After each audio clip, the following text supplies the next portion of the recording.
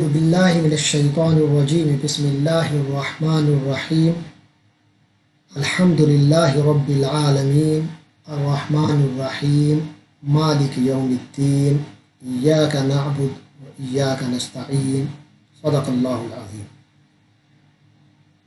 رب اشرح لي صدري ويسر لي أمري واحلل عقدة من لساني يفقهوا قولي۔ محترم خواتین و حضرات، واٹس ایپ پر تو ہمارا سلسلہ آئیے قرآن سمجھیں عرصہ دراز سے جاری ہے، جس میں تحریری طور پر شیئرنگ کی جاتی رہی، مگر کچھ دوستوں کی طرف سے یہ تقاضا اور مطالبہ سامنے آیا کہ کوئی ویڈیو ہونی چاہیے یا آڈیو ہونی چاہیے اور مختصر وقت کے لیے ہونی چاہیے تاکہ سمجھنے میں آسانی رہے۔ اس حوالے سے آج اسی سلسلے کو اس تقاضے کے مطابق شروع کیا جا رہا ہے۔ ہمارا یہ سلسلہ حی علی القرآن، یا آسان لفظوں میں آئیے قرآن کی طرف، قرآن سمجھیں، شروع کر رہے ہیں۔ اس سلسلے میں ہم اعوذ باللہ سے شروع کر رہے ہیں اور قرآن مجید کی آخری آیت من الجنۃ والناس تک انشاءاللہ العزیز ہر لفظ کی وضاحت بھی کریں گے اور ہر آیت کا مفہوم بھی پیش کریں گے۔ دعا ہے رب جلیل سے کہ وہ ہماری اس کوشش کو اپنی رضا کے لیے خالص فرما لے اور ہمیں توفیق دے کہ ہم ہر شیطانی وسوسے سے، ہر شیطانی خیال سے محفوظ رہیں، پڑھنے اور بولنے والا بھی اور سننے اور سمجھنے والے حضرات بھی۔ تو سب سے پہلے جو میں نے آپ کے سامنے ایک عبارت بولی قرآن مجید کی آیات کی تلاوت سے پہلے، وہ ہے اعوذ باللہ من الشیطان الرجیم، اور وہ لکھی ہوئی عبارت بھی اس وقت آپ کے سامنے ہے، آ رہی ہے۔ یہ اعوذ باللہ من الشیطان الرجیم یہ جملہ قرآن مجید کا حصہ نہیں ہے، اس میں تو کوئی دو رائے نہیں، لیکن قرآن مجید پڑھنے سے پہلے اس کو پڑھا ضرور جاتا ہے، اس کو بولا ضرور جاتا ہے۔ کیونکہ اس کا حکم ہمیں خود قرآن دے رہا ہے۔ قرآن کے اندر وہ جو حکم ہے، وہ حکم یہ ہے فَإِذَا قَرَأْتَ الْقُرْآنَ فَاسْتَعِذْ بِاللَّهِ مِنَ الشَّيْطَانِ الرَّجِيمِ، یعنی جب قرآن پڑھنے لگو تو سب سے پہلے اللہ کی پناہ طلب کر لیا کرو شیطان مردود سے بچ کر۔ اس کو پورا کرنے کے لیے ہم اپنے الفاظ میں جب قرآن شروع کرنے لگتے ہیں تو الفاظ میں یہ جملہ بولتے ہیں اعوذ باللہ من الشیطان الرجیم۔ تو سب سے پہلے یہ جملہ بولا جاتا ہے کہ شیطان سے بچ کر اللہ کی پناہ میں آ جایا جائے۔ آپ نے دیکھا کہ قرآن یہ کہہ رہا ہے کہ اللہ سے پناہ لے لیا کرو۔ آپ کو معلوم ہے کہ قرآن اتنی قیمتی چیز ہے اور اللہ کی رضا کا ایسا ذریعہ ہے کہ شیطان اس میں رکاوٹ ڈالتا ہی ہے۔ اس لیے فرمایا کہ جب تم قرآن پڑھنے لگو تو اللہ کی پناہ میں آ جایا کرو کہ کہیں شیطان تمہاری تلاوت کے اندر رکاوٹ نہ ڈالے، کہیں شیطان تمہاری تلاوت کے درمیان جو تمہارا فہم اور سمجھنا ہے قرآن کا، اس میں کہیں وسوسہ نہ پیدا کر دے، کہیں رکاوٹ نہ پیدا کر دے۔ پھر وہ سمجھنے کے بعد جب عملی زندگی میں تم قرآن کو اپنی عملی زندگی میں لاؤ گے تو کہیں شیطان تمہاری عملی زندگی میں قرآن سے تمہیں دور نہ کر دے۔ اور پھر جب اس کو پھیلاؤ گے، اس کو نافذ کرو گے تو اس کے اندر بھی شیطان کی وسوسہ اندازی اور شیطان کی شرارتوں کا چانس ہے، لہذا فرمایا قرآن جب پڑھنے لگو تو پھر تم اللہ کی پناہ میں آ جائے گا۔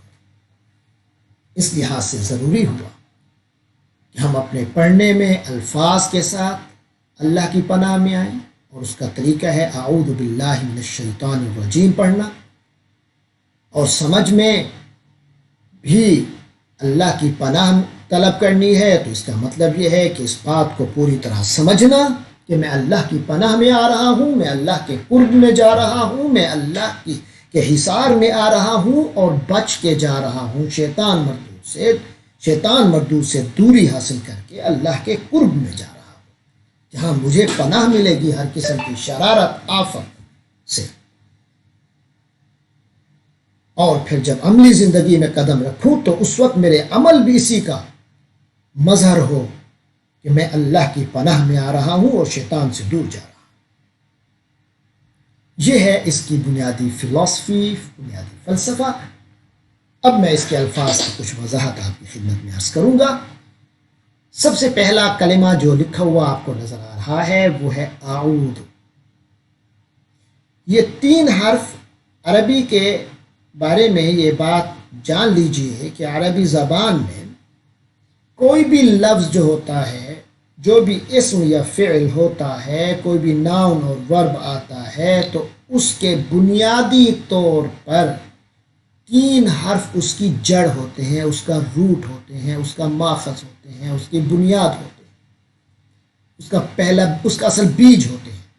تو جس طرح درخت کے بیج کے اندر وہ تمام بنیادی عناصر موجود ہوتے ہیں، جو اس درخت کی خصوصیات جو ہیں وہ اس بیج کے اندر موجود ہوتی ہیں، اس طرح عربی کے جو 3 حرف ہوتے ہیں ان کے اندر وہ تمام بنیاد موجود ہوتی ہے، اور پھر اس کے اوپر کئی سٹرکچر بنتے ہیں اور کئی الفاظ بنتے ہیں۔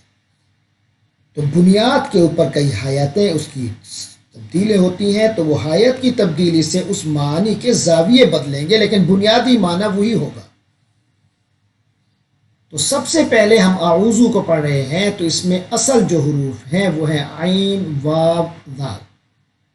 یہ جو الف، واو اور یا ہوتے ہیں یہ ایک دوسرے سے بدلتے رہتے ہیں، اس لیے یہ عین، واو، ذال میں عین اور ذال کے درمیان جو واو ہے وہ کبھی الف میں بھی بدل سکتی ہے، یہ بھی بدل سکتی ہے، مختلف لفظوں میں، مختلف سٹرکچرز میں۔ لیکن جب بھی یہ سٹرکچر آئے گا، جب بھی یہ بنیاد یا بیج آئے گا عین، واو، ذال کا 3 حرفی اصل آئے گا، اس کے اندر پناہ کا معنی ہوگا۔ جیسے معاذ اللہ، اس کے اندر بھی عین، الف، ذال۔ اعوذ، عین، واو، ذال۔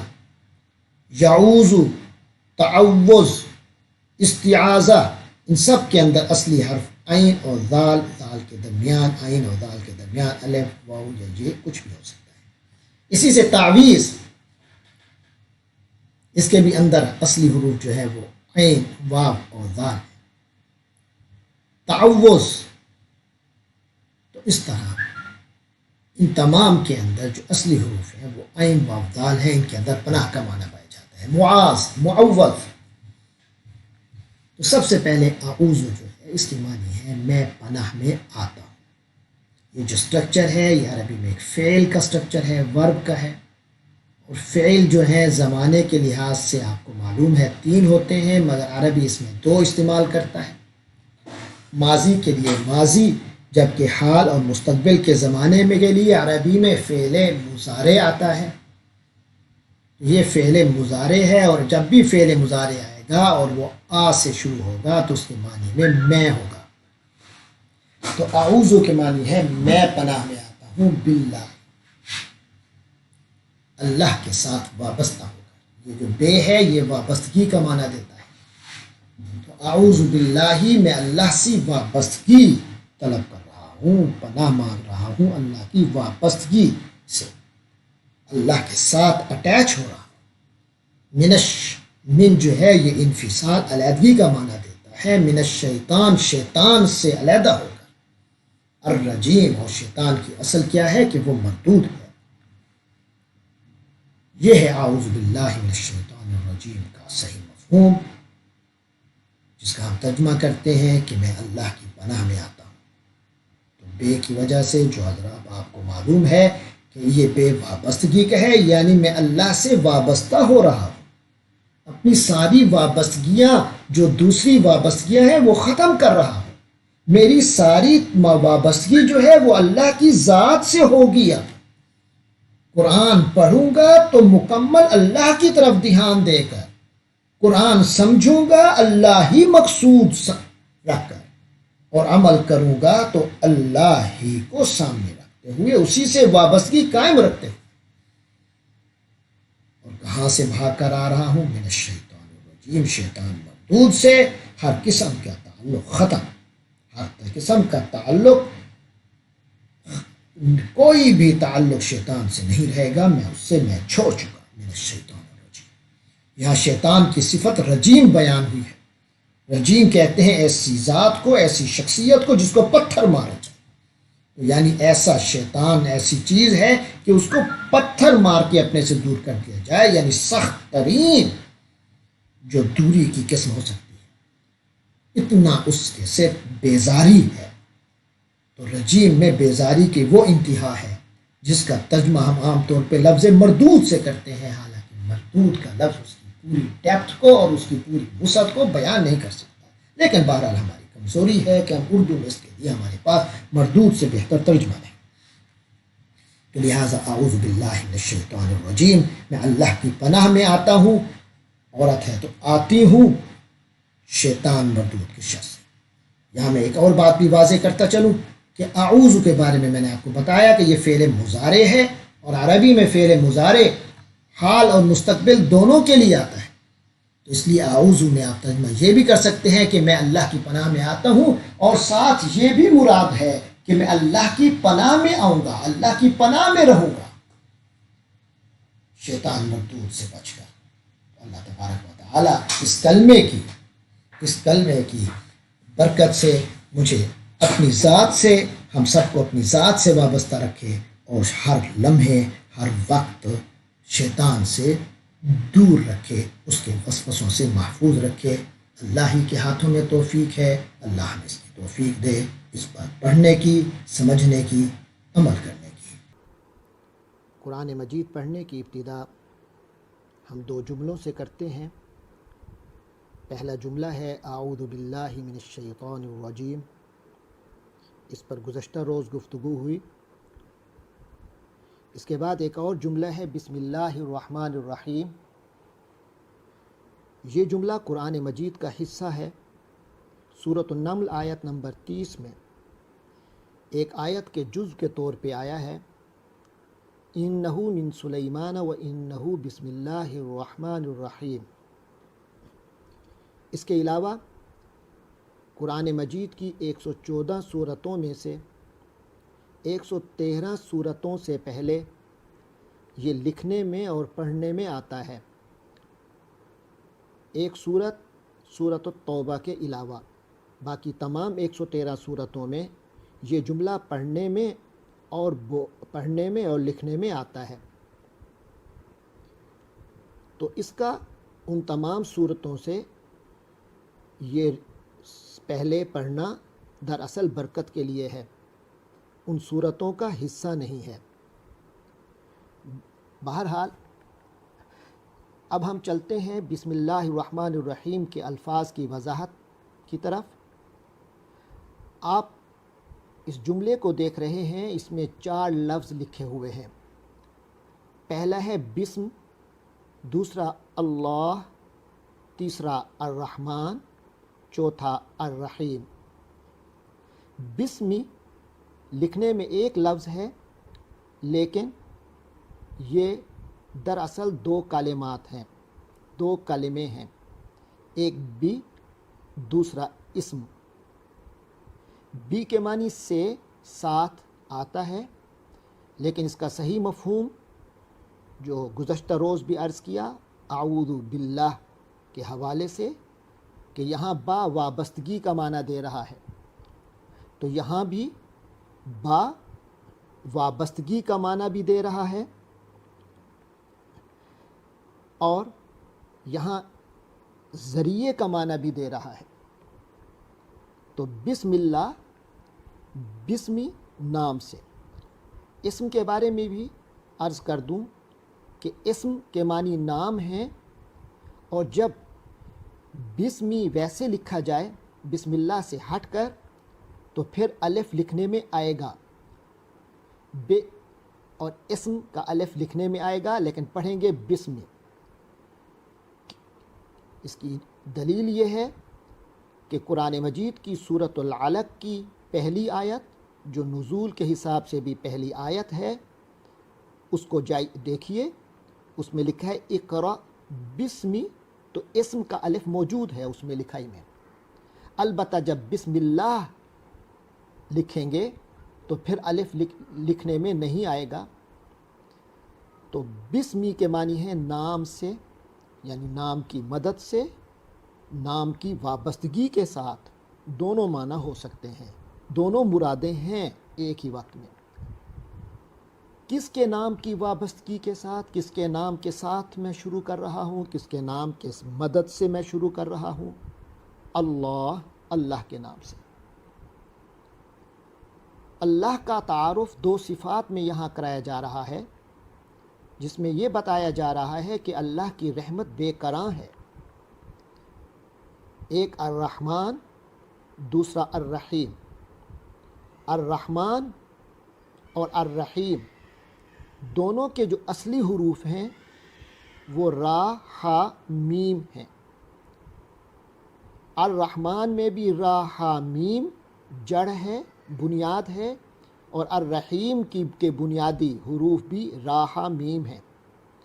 را، ہا، میم کا مادہ اردو کے بھی بے شمار الفاظ میں ہے، جن میں مثال کے طور پر رحمت، اور خود یہی رحمت ہی اس مادہ یا اس جڑ یا ان اصلی حروف کا اصل مطلب ہے۔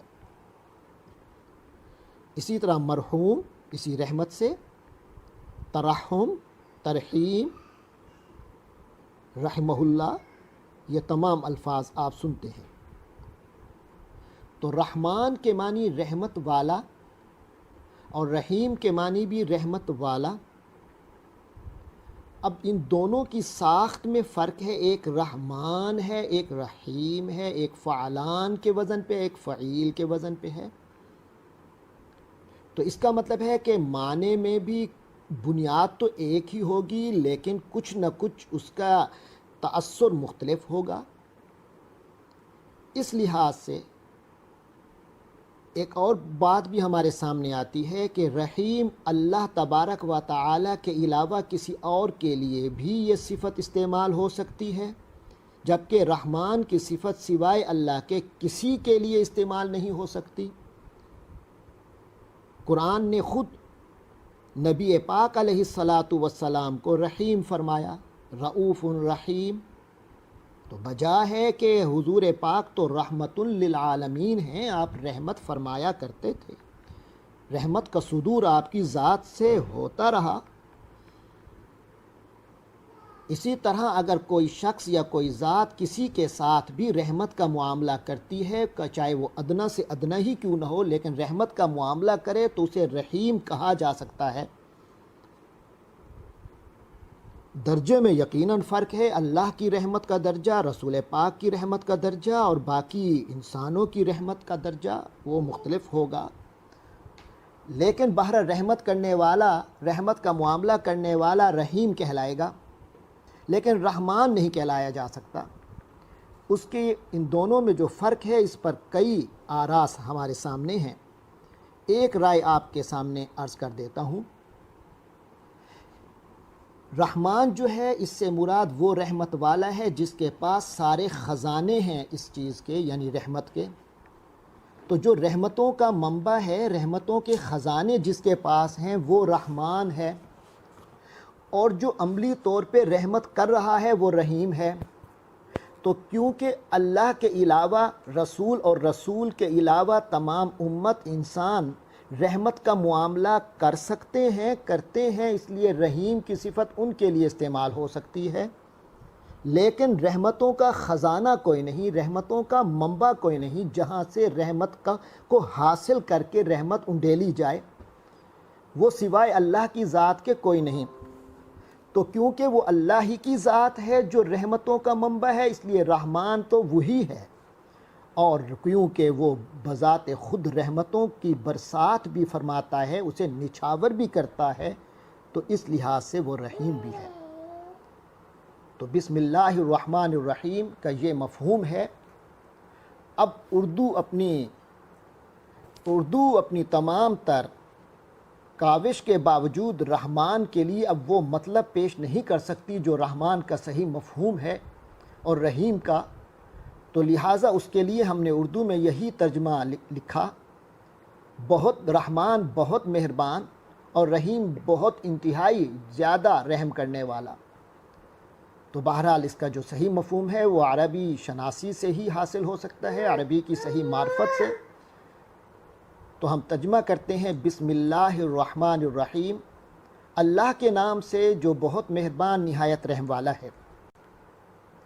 تو حکم یہ ہے کہ کوئی بھی کام شروع کرو تو اسی جملے سے شروع کرو،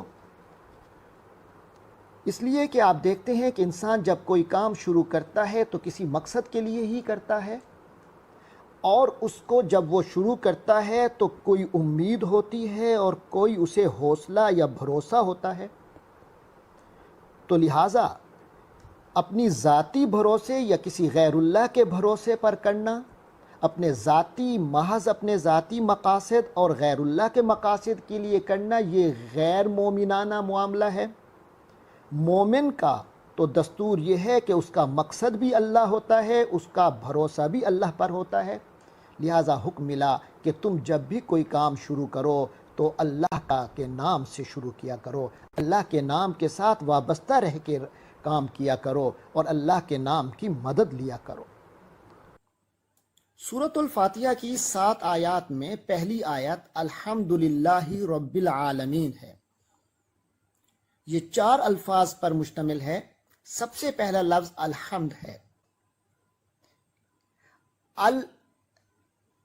جو ہے وہ کسی چیز کو خاص کرنے کے لیے آتا ہے۔ حمد کا لفظ ہمارے ہاں صرف تعریف کے معنی میں بولا جاتا ہے، یہ اس کا حقیقی ترجمہ نہیں ہے،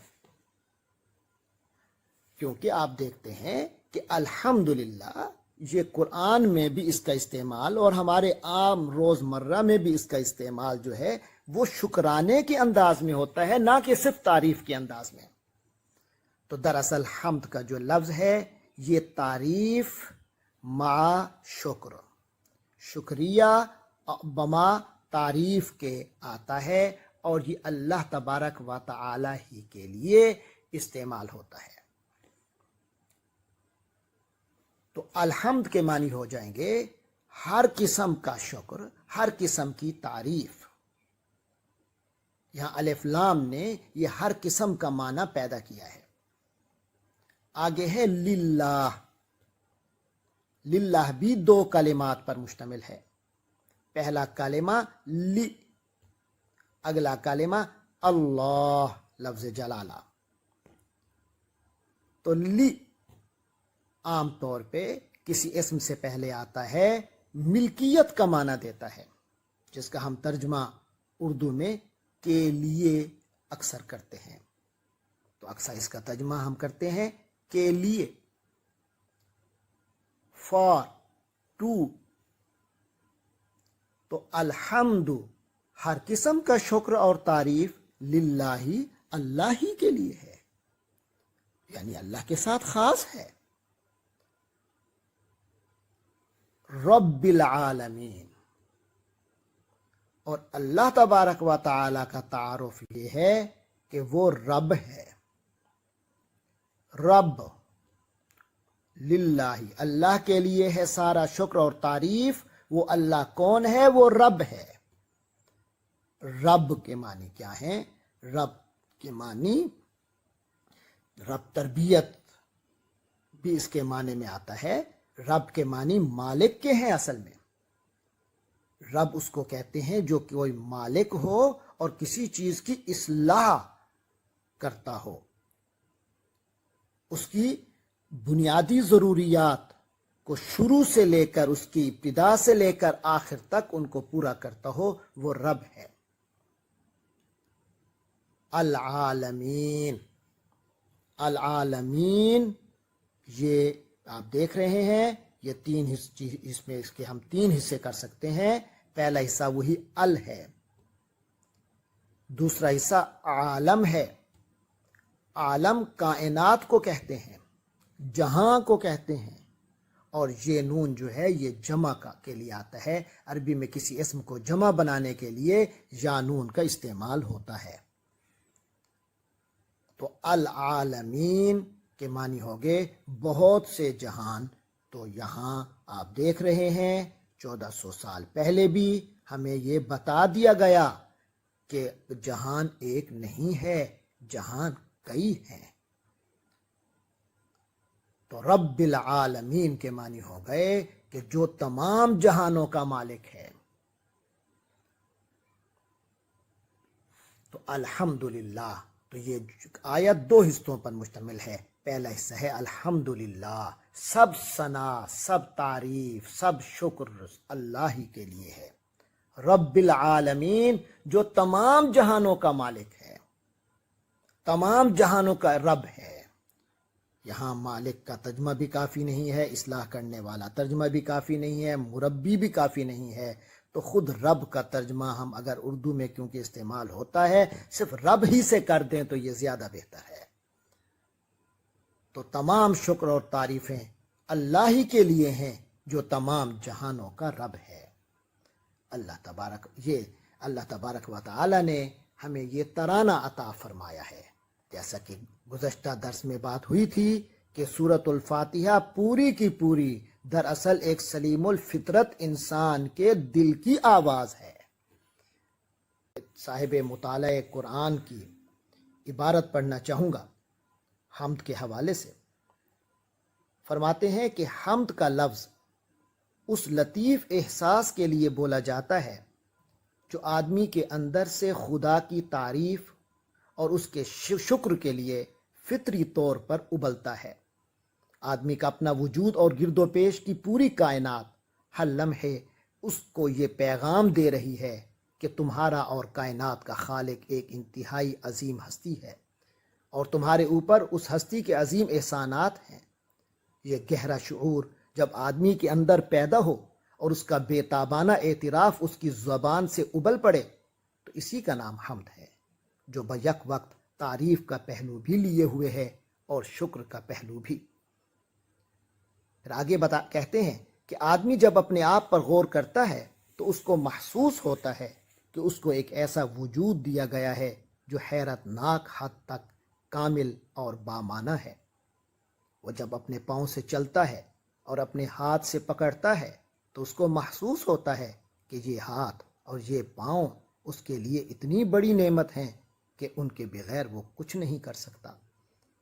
وہ جب آنکھ سے دیکھتا ہے اور کان سے سنتا ہے تو اس کے اندر ایک ایسا پر ارتعاش جذبہ یعنی تھرل پیدا ہوتا ہے جس کا اظہار لفظوں میں کیا جانا ممکن نہیں.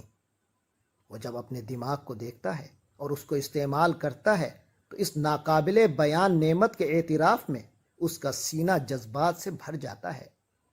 اسی قسم کی قلبی کیفیات کے لفظی اظہار کا نام حمد ہے. حمد ایک ایسا تجربہ ہے جو ہر آدمی کے ساتھ اور ہر وقت جاری رہتا ہے. وہ رات کو تھک کر بستر پر سو جاتا ہے اور صبح کو تازہ دم ہو کر اٹھتا ہے تو وہ اللہ کی حمد میں سرشار ہو جاتا ہے، کیونکہ یہ دراصل خدا ہی تھا جس نے رات کے وقت اس پر نیند طاری کی اور صبح کے وقت اس کو جگا دیا. اس کے بعد جب وہ زمین پر چلتا ہے تو یہ چلنا اس کو ایک معجزاتی حد تک قابل شکر واقعہ معلوم ہوتا ہے، کیونکہ زمین پر انسان کا چلنا کوئی سادہ بات نہیں. بے شمار فوق الطبیعی اسباب یکجا ہوتے ہیں، اس کے بعد یہ ممکن ہوتا ہے کہ انسان جیسی ایک مخلوق زمین پر چلے. مثال کے طور پر اگر زمین کا سائز موجودہ سائز کا دگنا ہو تو اس کی بڑھی ہوئی کشش کی بنا پر انسان کا جسم اتنا زیادہ وزنی ہو جائے گا کہ زمین پر چلنا اس کو ایسا محسوس ہوگا کہ جیسے وہ اپنے سر پر کئی ٹن کا بوجھ لادے ہوئے ہے. اسی طرح اگر زمین کا سائز موجودہ سائز کے مقابلے میں آدھا ہو جائے تو اس کی کشش گھٹ جانے کی وجہ سے انسان کا جسم اتنا زیادہ ہلکا ہو جائے گا کہ وہ زمین پر لڑکھڑانے لگے، اس کے لیے یہ ناممکن ہو جائے گا کہ وہ قدم جما کر زمین پر چل سکے۔ اسی طرح آدمی جب سورج کی روشنی کو دیکھتا ہے اور اس سے فائدہ اٹھاتا ہے تو وہ سورج کی تخلیق اور اس کے نظام میں پوشیدہ ان گنت حکمتوں کو سوچ کر ہیبت زدہ ہو جاتا ہے۔ سورج کی شکل میں وہ ایسی خدائی نعمت کو دیکھنے لگتا ہے جس کے اظہار سے اس کی زبان عاجز ہے۔ سورج کی شکل میں خدا نے انسان کو جو نعمت دی ہے اس کے ان گنت پہلو ہیں۔ مثال کے طور پر زمین کے مقابلے میں سورج کا فاصلہ بے حد موزوں ہے۔ اگر یہ فاصلہ کم ہو کر نصف ہو جائے تو زمین پر گرمی اتنی زیادہ بڑھ جائے گی کہ اس کی گرمی میں انسان اس طرح جھلس اٹھے گا جیسے جلتے ہوئے توے پر ایک کاغذ رکھ دیا جائے۔ اس کے برعکس اگر زمین سے سورج کا فاصلہ موجودہ فاصلے کا دگنا ہو جائے تو زمین کی سطح پر اتنی ٹھنڈک ہوگی کہ انسان اس کے اندر ٹھٹر کر رہ جائے گا۔ اسی طرح آدمی جب ہوا میں سانس لیتا ہے تو وہ اس کی حکمتوں کو سوچ کر حیرت زدہ رہ جاتا ہے۔ کس طرح یہ ممکن ہوا کہ مختلف گیسوں کا متناسب مجموعہ ہوا کی شکل اختیار کرے، اس میں مخصوص تناسب کے ساتھ آکسیجن موجود ہو اور اس کے ساتھ درختوں کے ذریعے آکسیجن کی سپلائی مسلسل جاری ہو، اور پھر یہ ہوا آکسیجن کو لے کر ساری دنیا میں اس کی سپلائی کرے تاکہ کوئی انسان جہاں بھی ہو وہاں سانس لے کر زندہ رہ سکے۔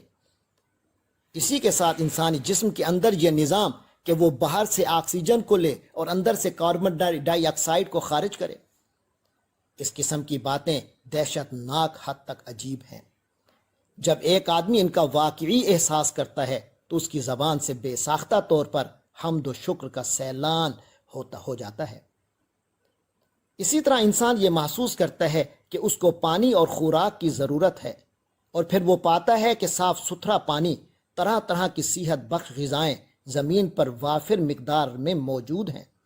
انسان کو اپنا جسم ڈھانکنے کے لیے کپڑے کی ضرورت ہے، اور زمین پر ایسی چیزیں کثیر مقدار میں رکھی گئی ہیں جن میں تصرف کر کے وہ انہی کپڑے کی صورت دے سکے۔ انسان کو اپنے تمدن کی تعمیر کے لیے بہت سی مادی چیزیں درکار ہیں۔ یہاں وہ پاتا ہے کہ زمین کے اندر مختلف قسم کی معدنیات کا ذخیرہ بہت بڑی مقدار میں پیشگی طور پر رکھ دیا گیا ہے، جن کو استعمال کر کے وہ اپنے لیے شاندار تمدنی زندگی کی تعمیر کرے۔ اسی طرح انسان کو زندگی کی بقا اور ترقی کے لیے بے شمار چیزوں کی ضرورت ہے۔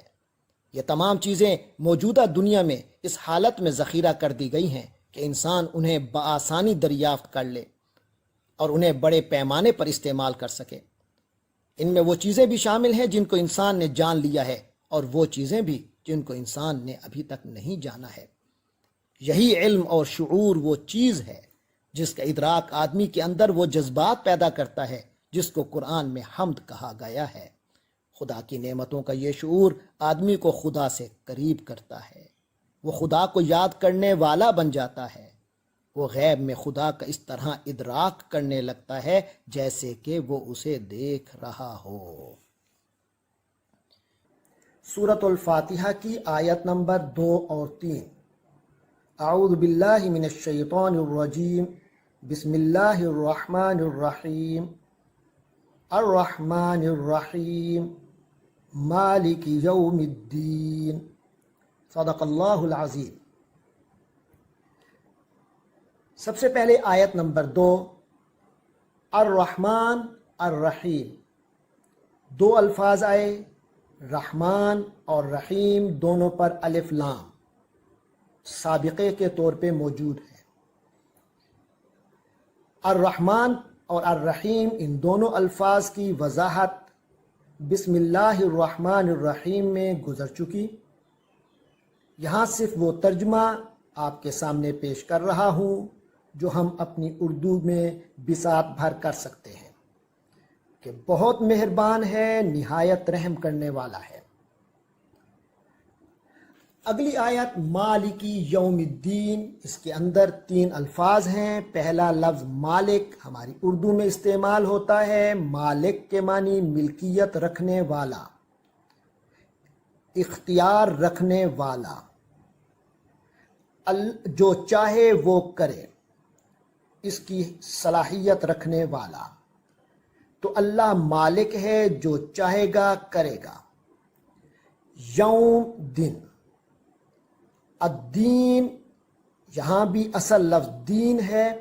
دین کے معنی تو کئی ہیں، لیکن یہاں جو معنی ہے وہ بدلے کا ہے، اور دین سے پہلے سابقہ الف لام کا ہے، الدین۔ تو پریفکس آیا ہے، یہ جو پریفکس الف لام ہے اس کے بارے میں بھی وضاحت الحمد میں ہو چکی کہ یہ کسی بھی اسم کو آ کے مخصوص کر دیتا ہے، اس کی عمومیت ختم کر دیتا ہے۔ تو دین تو بدلہ ہو سکتا تھا، کسی قسم کا بھی بدلہ ہو سکتا تھا، اور وہ جو یوم تھا وہ بھی کسی قسم کا ہو سکتا تھا، لیکن یہاں یوم الدین کہہ کر واضح کر دیا کہ یہ عام بدلے کا دن نہیں ہوگا، یہ ایک مخصوص بدلے کا دن ہے، یہ خاص بدلے کا دن ہے۔ یہ خاص بدلے کا دن کیا ہے؟ تو قرآن مجید اور احادیث سے ہمیں رہنمائی ملتی ہے کہ یہ وہ دن ہے جس کو ہم قیامت کا دن کہتے ہیں۔ تو اس دن کی مکمل اختیارات، کوئی مجازی اور ظاہری اختیار بھی کسی کو حاصل نہیں ہوگا، اللہ تعالیٰ ہی کی ذات مکمل حقیقی اختیار رکھے گی۔ اس لیے فرمایا مالک یوم الدین۔ ان دو آیتوں کا کیونکہ پہلے عرض کر چکا، پچھلی آیت نمبر 1 سے تعلق ہے۔ جملہ تو پہلا وہی مکمل ہو گیا تھا قرآن مجید کا الحمدللہ پہ، بعد میں اللہ کے نام کی حوالے سے کچھ تعارف مزید آیا کہ وہ رب العالمین ہے، وہ الرحمن ہے، وہ الرحیم ہے، وہ مالک یوم الدین ہے۔ تو گویا ان 3 آیات میں اللہ کی تعریف کا بتایا گیا، اور آگے اس کی ذات کا 4 انداز سے تعارف کروایا گیا۔ پہلا تعارف کہ یہ کئی جہان ہیں جن کی تخلیق بھی اس نے کی ہے، ان کی پرورش بھی وہی کر رہا ہے، ان کی اصلاح بھی وہی کر رہا ہے، ان کی تمام تر ربوبیت اسی کے پاس ہے۔ پھر آگے الرحمن اور الرحیم سے یہ وضاحت ہمیں مل رہی ہے کہ اس پوری ربوبیت میں جو اس کی صفت حاوی ہے، جو سب سے اس کی صفت غالب ہے، وہ رحمت کی ہے، جو اپنے دونوں انداز میں واضح ہے، رحمانیت کے انداز میں بھی کہ رحمتیں جتنی اس دنیا میں کسی شکل میں ہو رہی ہیں ان سب کا منبع اور مرجع اسی اللہ کی ذات ہے۔ الرحیم ہے، وہ ایسا نہیں ہے کہ رحمتوں کے بادل تو نظر آئیں لیکن وہ رحمت برسے نہیں، تو وہ رحیم ہے، اس کی رحمت برستی ہے، اس کی رحمت آپ کو اپنے آغوش میں لیتی ہے۔ اور پھر آگے مالکی یوم الدین کا ٹکڑا جب ساتھ ملتا ہے تو معلوم ہوتا ہے جو رحمت ملی ہوئی ہے اس رحمت کا ایک لازمی تقاضا ہے کہ ایک ایسا دن لایا جائے جس دن ہر انسان کو اس کے کیے کا پورا بدلہ ملے۔ وہ شخص جو یہاں قربانیاں دیتا ہے، اس دنیا کی زندگی میں آزمائشوں میں رہتا ہے اور پھر بھی اللہ کا بندہ بن کر رہتا ہے، اس کو اعمال کا، قربانیوں کا پورا بدلہ ملے، اس طرح ملے کہ کوئی زور آور اس کے حقوق کو سلب نہ کر سکے۔ اسی طرح جو شریر ہے، جو اللہ تبارک و تعالی کی ربوبیت میں رہتے ہوئے بھی شرارتوں پہ آمادہ رہا اور اللہ تبارک و تعالی کا باغی بنا رہا، اس کو ایک ایسا دن آنا چاہیے جس میں اس کو اپنی بغاوت و شرارت کا پورا بدلہ ملے، کوئی طاقت ایسی نہ ہو جو اس کی سزا میں حائل ہو سکے۔ تو لہٰذا اس دن کے بارے میں فرما دیا کہ وہ دن آئے گا، یوم الدین آئے گا، اور اس کا مالک یوم الدین وہ اللہ ہی ہوگا، کہ کسی کی ناجائز سفارش بھی اس دن نہیں چلے گی اور نہ ہی کوئی ایسا زور آور ہوگا کہ اللہ کو کچھ کرنے سے روک سکے۔ سورۃ الفاتحہ کی آیت نمبر 4۔ اعوذ باللہ من الشیطان الرجیم، بسم اللہ الرحمن الرحیم، इय्याक नअबुदु व इय्याक नस्तईन। सदक़ल्लाहुल अज़ीम। इस आयत में जैसा कि आप देख रहे हैं, हमारे सामने 5 अल्फाज हैं। सबसे पहले इय्याका, दूसरा नअबुदु, तीसरा एक हर्फ है वा, चौथा इय्याका, बिल्कुल वही जो पहला था, और पांचवा नस्तईन। पहला और चौथा लफ्ज़ तो एक ही हैं, तो लिहाजा हमने 4 अल्फाज के मानी मालूम करने हैं।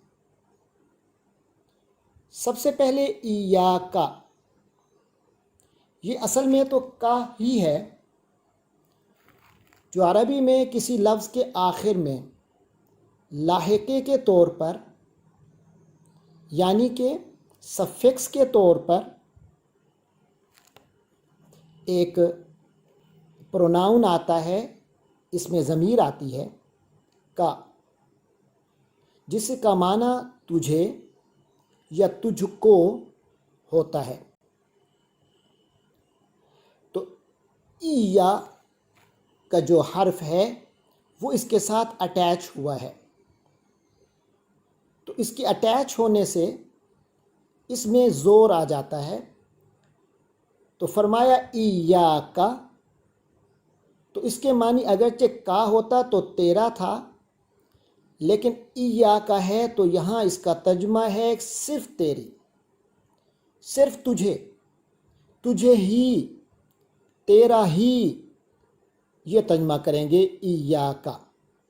तो पहले इय्याका और दूसरा जो इय्याका है, इन दोनों का मानी तुझे ही, तेरा ही, इस माने में तर्जुमा होगा। फिर इय्याका के बाद अगला लफ्ज़ है नअबुदु। इसके असली हुरूफ 3 हैं, आइन, बा, दाल। ये वाला रूट अरबी में के अलावा उर्दू के भी कई अल्फाज में मौजूद है, जैसे इबादत, आइन बा दाल से है। इसी से इबादत करने वाले को कहते हैं आबिद, माबूद, जिसकी इबादत की जाए। और इसी से एक और लफ्ज़ भी है माबद, इबादत गाह को कहते हैं। तो इस तरह से, और इबाद, अबीद, ऐसे 20 अल्फाज इस्तेमाल होते हैं। तो नअबुदु जो है ये दरअसल फ़िल है, वर्ब, और अरबी में फ़ेल ज़माने के लिहाज से 2 किस्मों में से किसी एक किस्म में आता है। या फ़ेल माजी होता है अरबी में, या मुज़ारे होता है। और ये जो मुज़ारे होता है इसमें 2 ज़माने पाए जाते हैं, हाल प्रेजेंट भी और मुस्तकबिल यानी फ्यूचर भी।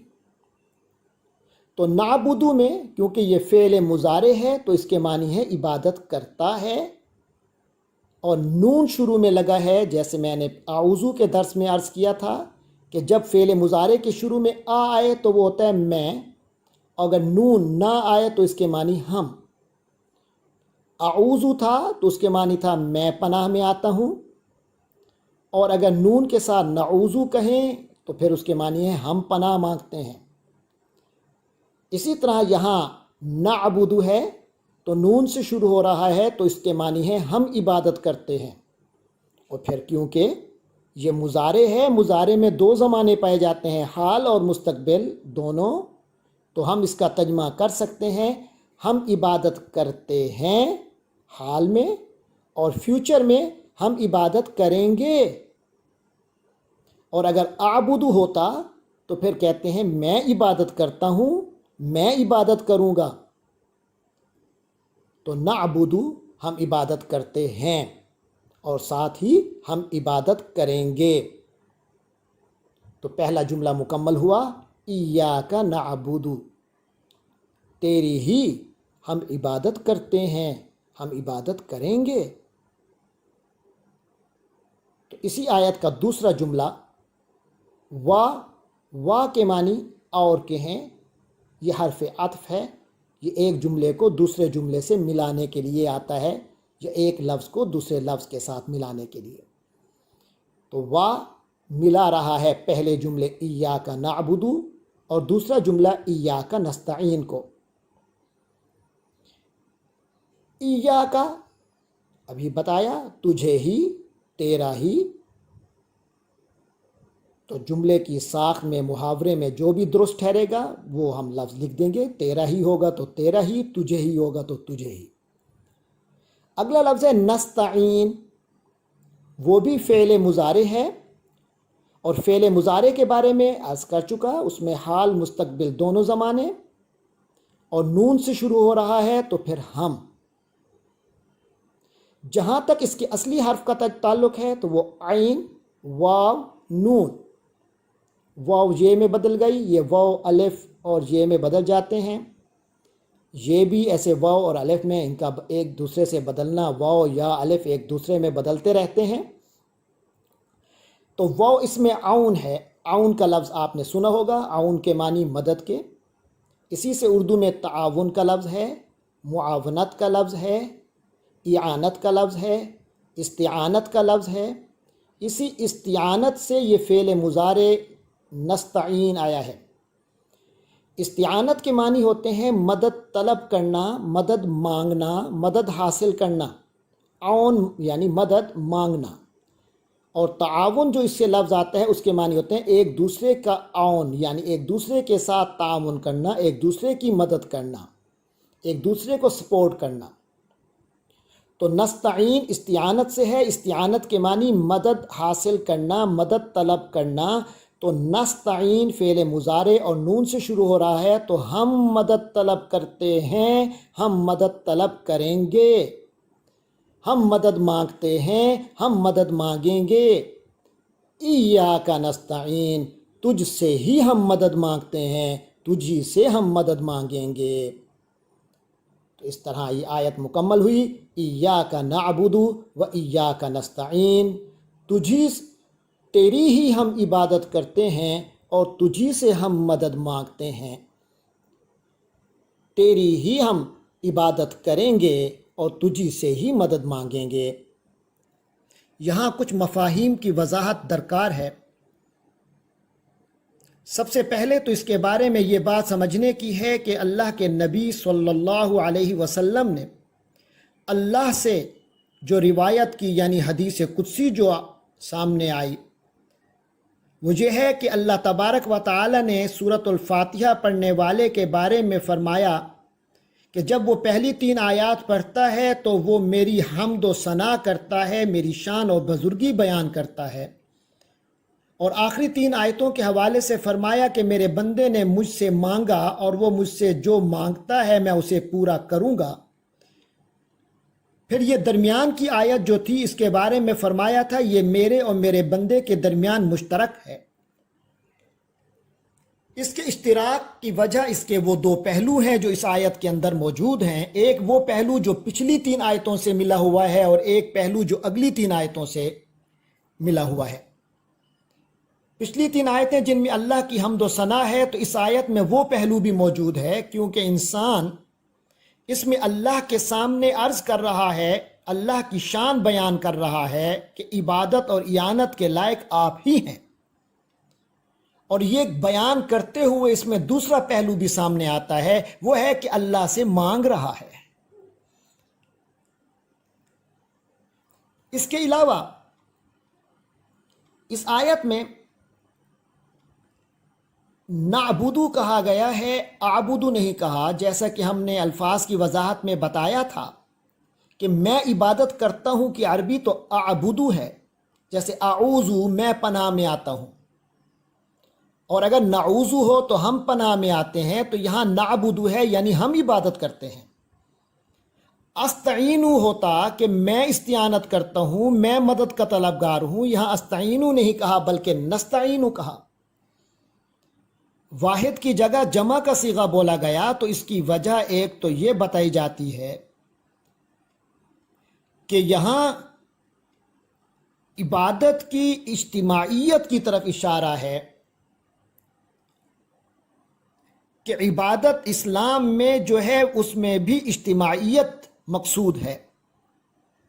اور دوسری جو اہم بات اس میں سامنے آتی ہے وہ یہ ہے کہ انسان ایک عبادت بہت عظیم عمل ہے، تو اس میں یہ احساس ہو جانا کہ میں یہ عظیم عمل کر رہا ہوں، تو ایک قسم کا اس میں بھی ایک اظہار ذات ہے۔ تو اپنے ذات کو بے خودی کے عالم میں لے جانے کے لیے فرمایا آبود نہیں فرمایا بلکہ نعبدو کہا، کہ میں کہاں میں اور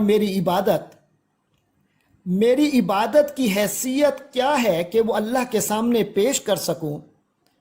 ہاں البتہ اللہ کے کچھ مقربین ہیں جن کی سرشاری، جن کی عبادت اللہ کو یقیناً پسند ہے، تو میری عبادت بھی ان کی عبادت میں مل جائے تو شاید اللہ کے ہاں قبول ہو جائے۔ تو گویا انسان اپنی عبادت کو دوسرے اللہ کے مقربین کی عبادت کے ساتھ ملا کر اللہ کی خدمت میں پیش کر رہا ہے، اس لیے کہتا ہے نعبدو، اور اسی لیے عرض کرتا ہے نستعین۔ تو گویا یہ بھی ایک قبولیت کا بہانہ ہے۔ اللہ تعالی نے تعلیم کے انداز میں وہ تمام ادوات و اسباب مہیا فرما دیے جو ایک عاجز و لاچار کو اپنے داتا اور مولا اور مالک کل کے سامنے جس انداز میں اپنی بات کو پیش کرنا چاہیے۔ یہاں ایک اور چیز بھی سامنے رہنی چاہیے کہ عبادت جس کا عہد کیا جا رہا ہے، عبادت کے 3 عناصر ہوتے ہیں: عبادت، عابد اور معبود، یعنی ایک وہ عمل جو عبادت کہلاتا ہے، اور دوسرا اس عبادت کا کرنے والا جو عابد ہے، اور ایک وہ ذات جس کی عبادت کی جا رہی ہے وہ معبود ہے۔ عربی زبان کا انداز یہ ہوتا ہے کہ جب کوئی کہے کہ ہم آپ کی عبادت کرتے ہیں تو عرض کرے گا نعبدو کا، ہم آپ سے استعانت کرتے ہیں، آپ کی مدد چاہتے ہیں، نستعینو کا۔ تو گویا اس اسلوب میں کہ یہاں عابد اور عبادت کے عمل سے پہلے معبود کا ذکر کر دیا، تو اس طرف اشارہ ہے کہ عابد کو لازماً بذات معبود کی طرف ہی متوجہ رہنا چاہیے، اور اپنی عبادت کو اپنے اور اس کے بیچ ایک عمدہ اور اچھے واسطے اور رابطے کے طور پہ اختیار کرنا چاہیے۔ اس لیے کہ کامل عبادت وہی ہے جس میں انسان اپنی ہستی کو بھی بھول جائے اور سوائے معبود کے اور کچھ نظر نہ آئے۔ اس کے بعد اس آیت کا جو گزشتہ آیات کے ساتھ ایک عجیب سا تعلق ہے کہ پہلی 3 آیتوں میں غائبانہ انداز ہے، جبکہ اس چوتھی آیت میں پہنچ کر انسان خطاب کے انداز میں شاہدانہ انداز میں آ جاتا ہے۔ تو گویا ابتدا میں اللہ تعالیٰ کو بن دیکھے صرف کائنات قدرت میں اس کے مظاہر کو دیکھ کر اس کی حمد کا ترانہ اس کی زبان پر طاری ہوتا ہے۔ اس کی مخصوص صفات رب العالمین، الرحمن، الرحیم، مالک یوم الدین، اور عبادت و استعانت میں اسی کا ہی لائق ہونا، اسی کو ہی سجنا، ان کا ذکر کر کے اپنے دل کو شاد و آباد کرتا رہتا ہے۔ پھر جب وہ اللہ کا ذکر کرتا ہے، اللہ کے اوصاف کو سامنے لاتا ہے، ان کا مراقبہ اور ان پر غور کرتا ہے، تو ان اوصاف کی تجلی اللہ کی ہستی کا دل پر ایسا نقش جما دیتی ہے کہ پھر کوئی اور نظروں میں نہیں سماتا، تو براہ راست خطاب کی اجازت مل جاتی ہے۔ گویا شوق غائبانہ حضوری کے مقام تک پہنچا دیتا ہے۔ اب اس کے روبرو ہو کر وفاداری کا عہد کرتا ہے کہ اے بار الہا، میں تجھ پر قربان، اور تیرے سوا کون ہے جس کو میں اپنی عبادت نظر کروں۔ یعنی تعظیم و محبت کے انتہائی جذبات جو نیاز مندی اور عاجزی کی آخری حد تک پہنچی ہوئی اداؤں کو صرف تیری ہی ذات کے لیے مخصوص کرتا ہوں، کرتا رہوں گا، اور پھر خود اس وعدے کو نبھانے کی توفیق اور اس کو ادا کرنے کے صحیح ترین طریقے کی طرف رہنمائی بھی تیری ذات سے ہی طلب کرتا ہوں۔ تیرے دربار میں کشکول لیے کھڑا ہوں کہ یہ زندگی جس کا کوئی لمحہ، کوئی زاویہ، یہاں تک کہ کوئی ادا، کوئی حرکت بھی تیری قدرت سے باہر نہیں، ہر قسم کی خیر کے لیے میرے مولا تیری ہی مدد کا محتاج ہوں اور رہوں گا۔ سورۃ الفاتحہ کی آیت نمبر 5۔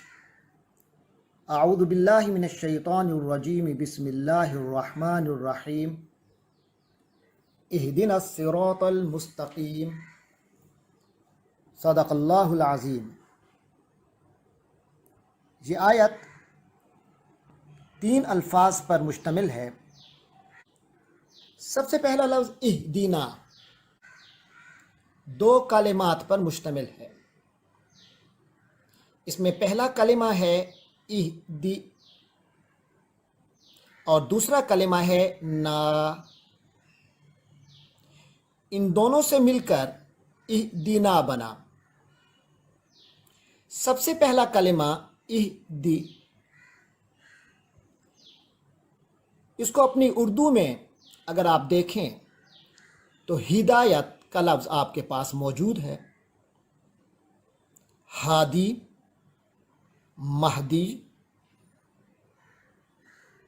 اور اس طرح کے دیگر الفاظ آپ کو اردو میں ملیں گے، اور یہ تمام وہ الفاظ ہیں جو عربی سے ہی اردو کی طرف منتقل ہوئے ہیں اور اردو زبان کا حصہ بن گئے۔ عربی کے الفاظ، اسماء اور افعال کی بنیاد میں 3 حروف اکثر ہوتے ہیں، تو ان 3 حروف اگر ڈھونڈیں تو ہادی، مہدی، ہدایت، ان سب کے اندر آپ کو 3 حروف نظر آئیں گے، مشترکہ ہیں۔ وہ ہیں ہا، دال اور یا۔ تو یہ اصلی 3 حروف ہیں اہدی کے میں کے، جسے ہم روٹ یا مادہ یا حروف اصلیہ یا جڑ یعنی انگلش میں روٹ کہتے ہیں۔ اہدی اس سے فعل امر کا صیغہ ہے۔ فعل امر میں طلب ہوتی ہے، درخواست ہوتی ہے، دعا ہوتی ہے، سفارش ہوتی ہے۔ یہ مخاطب کے مطابق اور متکلم کی حیثیت کے مطابق اس کو لیا جاتا ہے۔ اہدی ایک بندہ کہہ رہا ہے اپنے خدا کو تو یہ دعا ہے، درخواست ہے کہ ایسا کر۔ اہدی کیونکہ ہدایت سے ہے تو اس کے معنی بنتے ہیں ہدایت عطا فرما، رہنمائی کر۔ آگے ہے نا، یہ لاحقہ ضمیر ہے، پروناؤن ہے۔ اس میں ضمیر جو ہمیں کا معنی دیتا ہے، ہم کو اور ہمیں کا معنی جس میں آتا ہے، تو اہدنا کے معنی ہوں گے ہمیں ہدایت دے، ہماری رہنمائی کر۔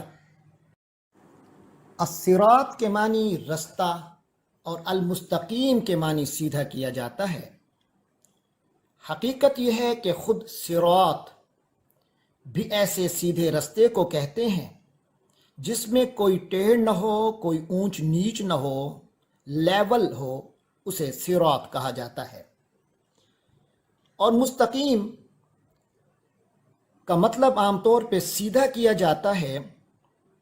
یہ وجہ ہے کہ مستقیم کے معنی میں سیدھا بھی ہے، لیکن یہ جو استقامت سے ہے مستقیم، جو چیز استقامت پر ہو اس کو مستقیم کہتے ہیں، اور خود استقامت جو ہے وہ قیام سے ہے، جس کے اصلی حروف قاف، واو اور میم ہیں۔ اسی سے قوم کا لفظ آیا ہے، اسی سے قیام ہے، اسی سے مقام ہے، اسی سے مقیم ہے۔ یہ سارے الفاظ اردو کے عربی سے اسی مادے کی بنیاد پر ہیں۔ ان میں کھڑا ہونا بھی ہوتا ہے، ان میں کسی کام کے لیے ڈٹ جانا بھی ہوتا ہے، اسی میں ٹیڑھ پن سے بچنا بھی ہے۔ تو بہرحال مستقیم، کیونکہ استقامت سے اس میں فاعل کا صیغہ ہے، تو مستقیم کے معنی استقامت والا، اور اس کے اندر توسط اور اعتدال کے معنی بھی آتے ہیں۔ تو لہٰذا ان وسیع تر معانی کو سامنے رکھیں اور پھر سمجھیں الصراط، رستہ، اور اس رستے کی صفت کہ وہ مستقیم رستہ جس کی ہم ہدایت مانگ رہے ہیں۔ تو مراد ہوگا، اے اللہ ہمیں اس رستے کی رہنمائی عطا فرما جو بالکل سیدھا ہے، واضح ہے، معتدل ہے، اور جس پر چلنے والا استقامت کا ثبوت دے سکتا ہے اور دیتا ہے۔ ہمیں اس رستے کی رہنمائی فرما۔ ہدایت رہنمائی سے کیا مراد ہے؟ کیونکہ رہنمائی کے کئی درجے ہیں، جیسا کہ استعانت میں واضح ہو چکا کہ ایک درجہ ہوتا ہے کسی کو توفیق دینے کا کہ دل میں ایک احساس پیدا ہو جائے، دل میں کسی چیز کا حسن اور اس کا ایک خاص نقش آ جائے۔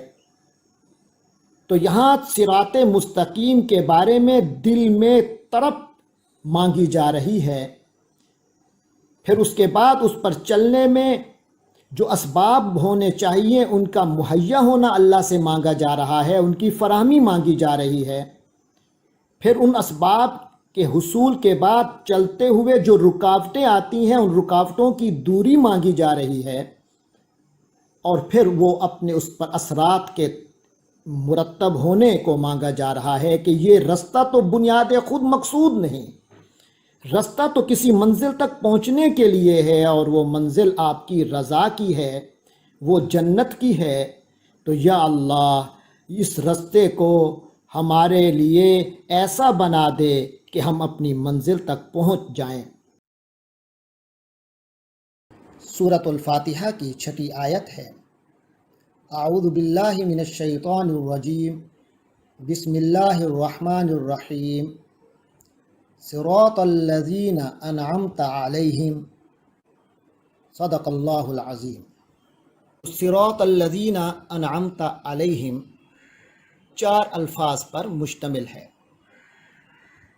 صراط کے معنی راستہ، ایک واضح اور کھلا راستہ، گزشتہ روز اس پر گفتگو ہوئی۔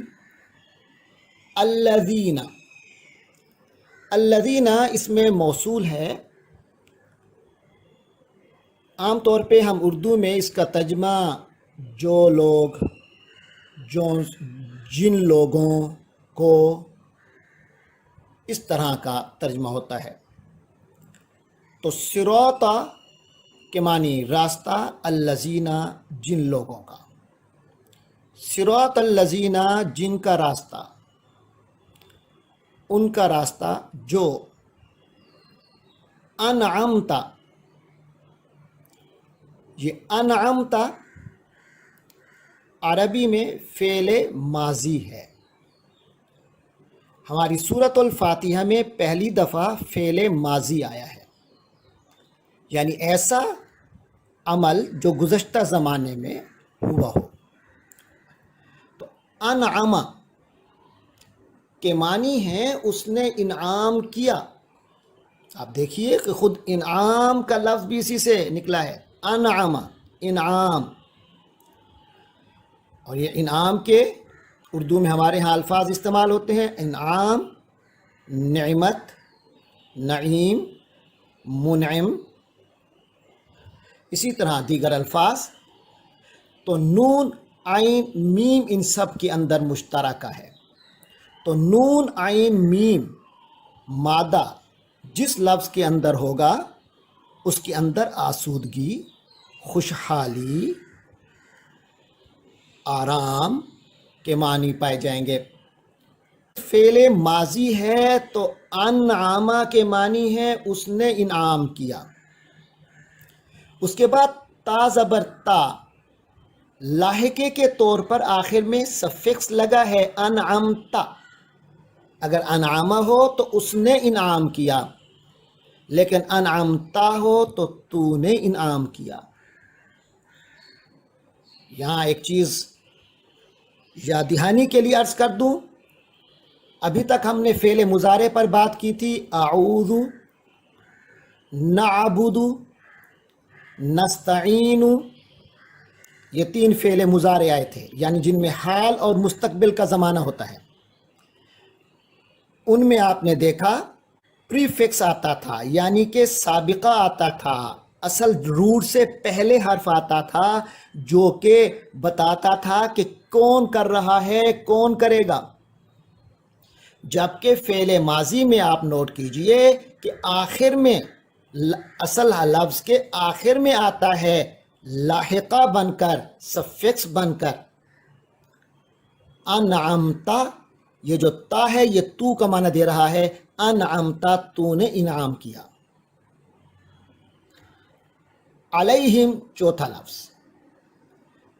علیہم بذات خود 2 کلمات پر مشتمل ہے، ایک علی اور دوسرا ہم.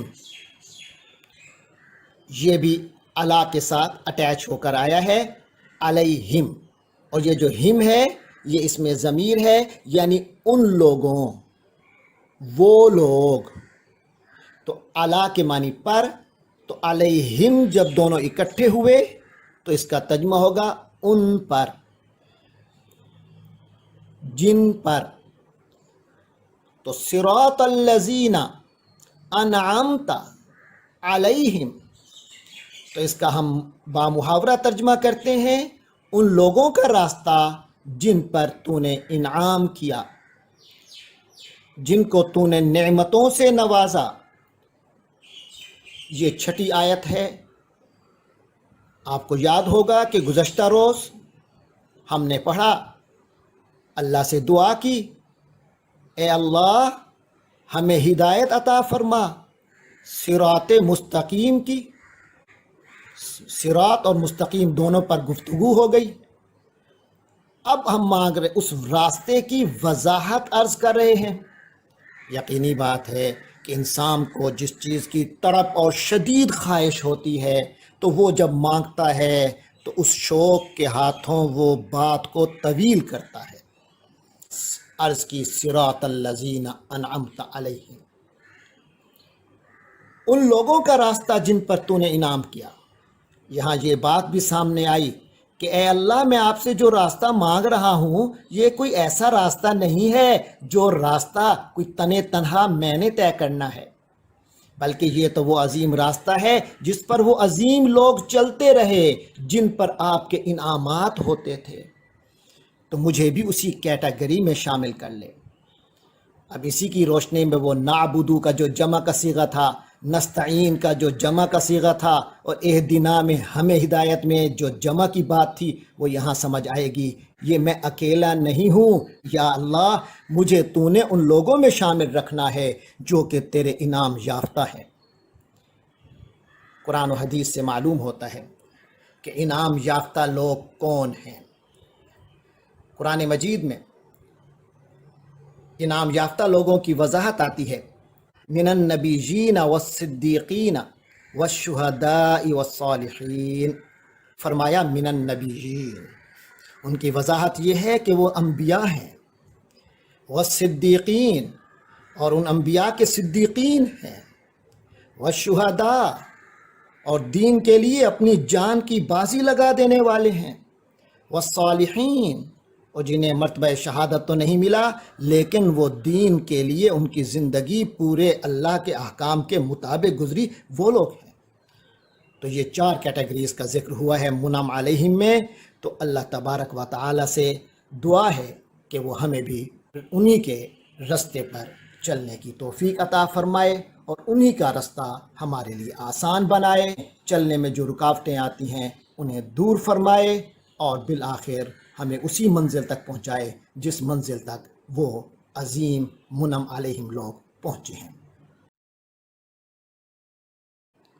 سورۃ الفاتحہ کی آخری اور 7ویں آیت غیر المغضوب علیہم ولا الضالین، آمین۔ اس آیت میں 5 الفاظ ہمارے سامنے ہیں: غیر، المغضوب علیہم، ولا، اور آخری لفظ الضالین۔ سب سے پہلا لفظ غیر، یہ ہماری اردو میں بھی استعمال ہوتا ہے، فلاں کے بغیر، فلاں کے بغیر۔ تو یہ جو غیر کے معنی نفی کے لیے آتا ہے، کسی چیز کو نفی کرنے کے لیے، تو اس لیے ہم اس کا مطلب نہیں بھی کر دیتے ہیں۔ المغضوب، اردو میں لفظ غضب استعمال ہوتا ہے غصہ ہونے کو، اور جب اللہ کی طرف اس کی نسبت ہوتی ہے تو مراد ہوتا ہے عذاب، اللہ کا غضب ہوا فلاں پر، اللہ کے منکرین پر اللہ کا غضب ہوتا رہا۔ تو غضب کا جو اصل معنی ہے وہ تو ہوتا ہے کہ انتقام کے جذبے سے خون میں جوش آنا، اس کو اصل میں غضب کہتے ہیں۔ لیکن بہرحال جب اللہ کی طرف نسبت کریں گے تو وہاں اس کے معنی وہی اللہ کے عذاب کے ہوں گے، لیکن وہ کیفیت ذہن میں رکھیں، اللہ کی انسانی کیفیت تو بہرحال ہوتی نہیں ہے۔ تو معلوم یہ ہوا کہ اس سے مراد ہے شدید قسم کا غصہ، جیسے ہم اللہ کے عذاب کی صورت میں جو آتا ہے ہم اسے بولتے ہیں۔ تو مغضوب کے معنی ہو جائیں گے وہ جس پر غصہ ہوا ہو، لہذا وضاحت کے لیے آگے بتایا علیہم، علیہم کا ذکر پہلے صراط الذین انعمت علیہم میں بھی گزر گیا کہ یہ بذات خود علیہم 2 کلمات ہیں، ایک علی جو عام طور پہ پر، اوپر کے معنی میں آتا ہے، اور ہم یعنی ان لوگوں، علیہم ان لوگوں پر۔ تو المغضوب علیہم ان لوگوں پر تیرا غصہ ہوا، تیرا غضب آیا، تیرا عذاب آیا۔ غیر المغضوب علیہم ان لوگوں پر تیرا عذاب نہیں آیا، وہ لوگ تیرے مغضوب نہ تھے۔ وا کے معنی پہلے گزر چکے پچھلے اسباق میں، اور کے لیے آتا ہے یہ 2 لفظوں، 2 جملوں، 2 صفات کو ملانے کے لیے آتا ہے، اور لا کے معنی نہیں، ولا اور نہیں اور نہ ہی، الضالین یہ ضلال سے ہے، ضاد سے جو ضلال آتا ہے اس کے معنی ہوتے ہیں گمراہی۔ عربی میں ضلال کے معنی گمراہی بھی ہیں، سرگردانی، رستے میں بھٹک جانا، رستہ چل رہا تھا اچانک بھٹک گیا، رستہ بھول گیا، اور اس کے معنی ضائع ہونے کے بھی ہیں۔ تو ضال کے معنی ہوں گے گم ہونے والا، بھٹک جانے والا، ضائع ہو جانے والا۔ تو یہاں ہم ترجمہ کرتے ہیں غیر المغضوب علیہم ولا الضالین، یعنی ان لوگوں کا راستہ، پہلے گزر چکا یہ بات، کن لوگوں کا راستہ؟ جن پر غضب نازل نہیں ہوا، اور نہ ہی وہ لوگ راستے سے بھٹکے۔ آیت نمبر 7 پچھلی آیت سے مربوط ہے، اور پچھلی آیت 6 آیت 5ویں آیت کی وضاحت تھی۔ 5ویں آیت میں اللہ سے طلب کیا گیا تھا الصراط المستقیم، تو 6 آیت میں وضاحت کی گئی کہ وہ راستہ جن پر آپ کا انعام ہوا وہی مطلوب ہے، اسی کی ہدایت چاہیے۔ میرا رشتہ عبادت کا، استعانت کا، ہدایت کا انہی کے ساتھ چاہیے۔ اور پھر 7ویں آیت میں جو لوگ اس سے محروم ہوئے ان کو دو کیٹیگریوں میں ذکر کر کے اس سے تبرہ کیا جا رہا ہے، اس سے برات کی جا رہی ہے۔ ایک کیٹیگری جس سے ہم برات کا اظہار کر رہے ہیں وہ مغضوب علیہم ہیں، جو اللہ کے غضب کا نشانہ بنے۔ حضور پاک صلی اللہ علیہ وسلم سے ایک حدیث ہے، آپ نے اس کی وضاحت فرماتے ہوئے المغضوب علیہم کی نشاندہی فرمائی کہ اس سے مراد یہود ہیں اور ضالین سے مراد نصارہ ہیں۔ اور قرآن مجید کی آیات میں بھی اس کے شواہد ملتے ہیں، اگرچہ اس سے مراد محض وہ لوگ نہیں ہیں، ہر وہ ہے جو ان کے طریقے پر چل رہا ہے، انہی غلطیوں کو دہرا رہا ہے جن غلطیوں کو انہوں نے کیا۔ جب حق آیا تو اس کے سامنے ڈھیٹ بن گئے اور اپنی انانیت اور خواہشات کے پیچھے پڑ کر اس حد تک پہنچ گئے کہ جو لوگ دین کی دعوت دیتے تھے، جو اللہ کے پیامبر تھے، ان کو قتل کرنے کی، شہید کرنے کی کوشش سے بھی دریغ نہ کیا۔ اور ضالین جو نصارہ کے بارے میں فرمایا، اس سے نصارہ بھی مراد ہیں، اور ہر وہ ہے جو ان کے طریقے پر چلے یا ان والی غلطیوں کو دہرائے۔ اس سے مراد یہ ہے کہ جو محبت میں ایسی چیز جس کی محبت بذات خود مطلوب بھی ہے لیکن اس میں حد سے آگے بڑھ گئے، جیسے حضرت عیسیٰ علیہ السلام سے محبت ایک مطلوب امر ہے، ایمان کا تقاضا ہے، مگر انہوں نے ان کو ان کی ذات سے بہت آگے خدا کے ساتھ شریک کر دیا، تو لہٰذا وہ گمراہ قرار دیے گئے۔ تو اللہ تبارک و تعالیٰ سے دعا ہے کہ وہ ہمیں ہر دو کیٹیگریز مغضوب علیہم اور ضالین سے محفوظ رکھے۔ یہاں ایک لفظ بولا جاتا ہے جب ہم سورۃ الفاتحہ مکمل کرتے ہیں یا اپنے عمومی معمولات میں جب کوئی اللہ سے ہم دعا کرتے ہیں تو لفظ ایک بولتے ہیں آمین۔ یہ لفظ آمین کے بارے میں ایک وضاحت ضروری ہے کہ یہ قرآن مجید کا حصہ نہیں ہے۔ پہلے تو یہ بات طے شدہ ہے کہ آمین قرآن مجید کا حصہ نہیں ہے، یہی وجہ ہے کہ آپ کو پورے قرآن میں کہیں لکھا ہوا نہیں ملے گا۔ البتہ اس کا جو پڑھنا ہے وہ سنت سے ثابت ہے، نبی پاک صلی اللہ علیہ وسلم کا فرمان ہے۔ ایسے نماز پڑھنے والے کے بارے میں بھی فرمایا کہ جس شخص کی آمین فرشتوں کی آمین سے مل جائے گی، اس کے ساتھ اللہ تعالیٰ عفو کا معاملہ فرمائیں گے، معافی کا معاملہ فرمائیں گے، اس کے تمام گناہ بخش دیے جائیں گے۔ تو اس کے معنی ہیں اے اللہ قبول فرما۔ اور دلچسپ بات یہ ہے کہ یہ کلمہ آمین تھوڑی سی مختلف پروننسیشن کے ساتھ دوسرے اہل کتاب کے ہاں بھی انہی مواقع پر بولا جاتا ہے۔